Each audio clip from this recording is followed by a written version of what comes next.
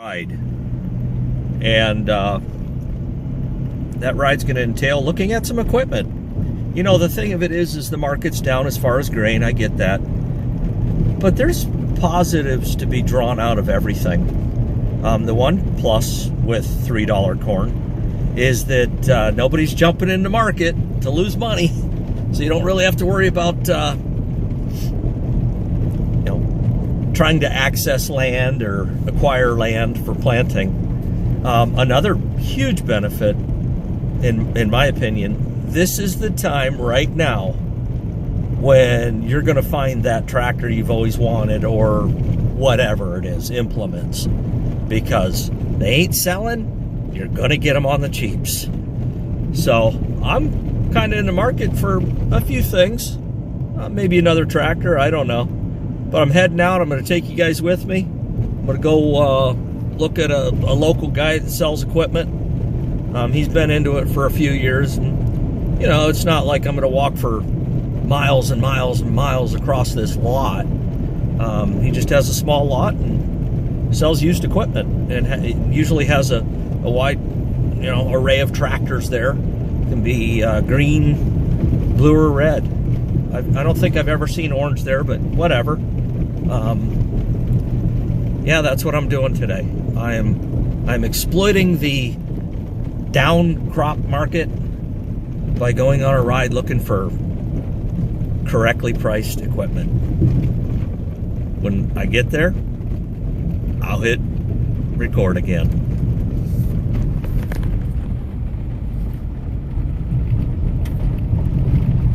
The road less traveled will take us there. Hayfield that will probably be converted into corn this year.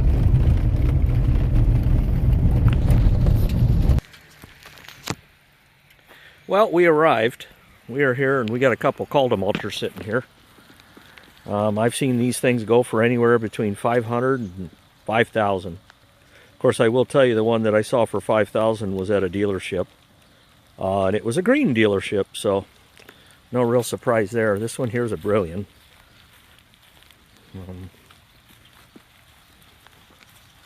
You conventional small farmers, these are kind of mandatory. If you're going to run a bean head, a floating head, you need your field nice and level. Of course, most of the guys that watch my videos are not new farmers. They might be small farmers, but they're not new. Oh, look what we got here, folks. Red. Got a 1086, and boy, is that thing beautiful. Ooh.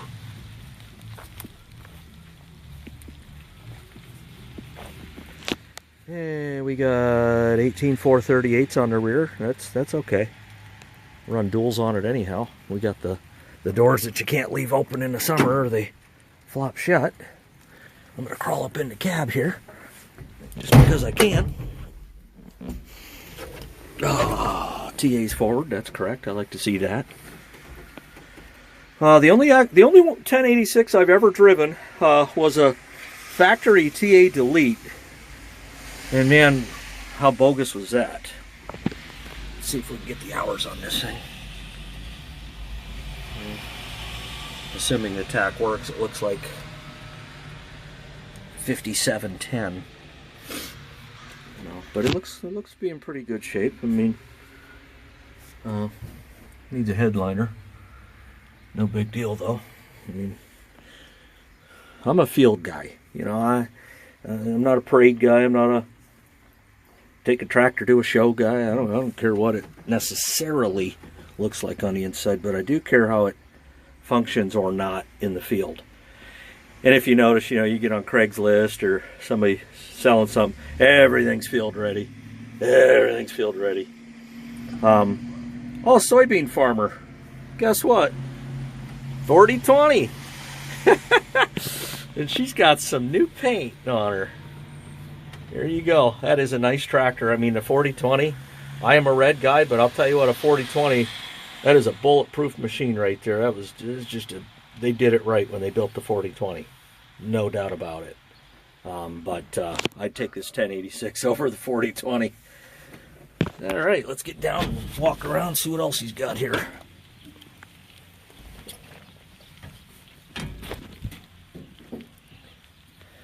Yeah, most guys that I know that have an 86 series tractor, they just take the doors right off them in the summer because of the way they're set up. It looks like a nice machine. Ford 7700, pretty nice machine, no doubt. And 856. And she looks tired. She looks tired. I've seen worse seats on tired tractors. Of course, most of the knobs are missing, you know, and you can just run them, you know, why would you replace a knob? This one's got electric tape on it. That makes sense.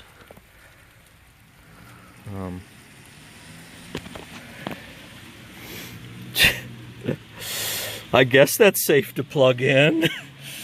I mean, I wouldn't, but that's just me. 856 should dyno around 105 horsepower. Definitely has some, I wouldn't even call those iffy tires. I would call those tires that need immediate attention. And they are 18.434s. They're undersized for the horsepower of this tractor. Boy, you know, the thing of it is, if you could buy this thing right, you could restore it and have a lot of fun with it. But that's the key, is you got to buy it right, man. You know, I honestly, looking at it right now, assuming it starts and run, well, what do we have here? That's kryptonite as far as I'm concerned for any tractor. Ether assist. Boo. That's destroyed more engines in the farming history than any other element as far as I'm concerned. Destroys an engine.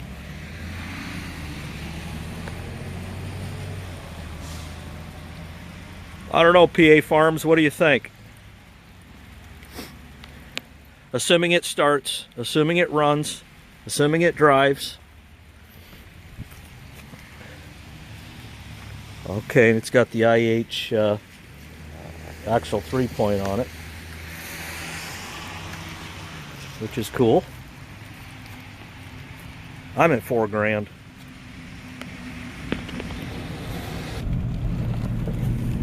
Okay, let me explain what just happened. The guy that owns the I guess you can call it a dealership, showed up, and we talked, and he didn't want to be filmed, and I understand that, so I shut the camera off. We fired the thing up. It did run. It does have blow-by, surprise, surprise. With the tires and everything like that. The TA seemed to work. I'd be more interested in, and I'm talking about the 856. I'd be more interested in working it under load. I think any type of, you know, pull to it, and you know, after we looked at it, and I kind of pointed this out and that out and this out and that out, he told me he wanted $5,600 for it. Nah, I'm thinking $4,000, maybe $4,500. You know, it's like I said, it's going to need a rebuild. Definitely needs all new, and not just tires. Needs new centers, rims, and tires. That tractor should have 18.4 38s on it. Period. So I don't know. We'll see. I gave him my number. Told him if he changes his mind, give me a call. Maybe he will. Maybe he won't. It doesn't matter to me. I'll keep looking. The grain market is down. So is equipment. Take full advantage of it. All right, well, I'm going to go and have a much better than average day, even though it's raining out. It at least is warm rain.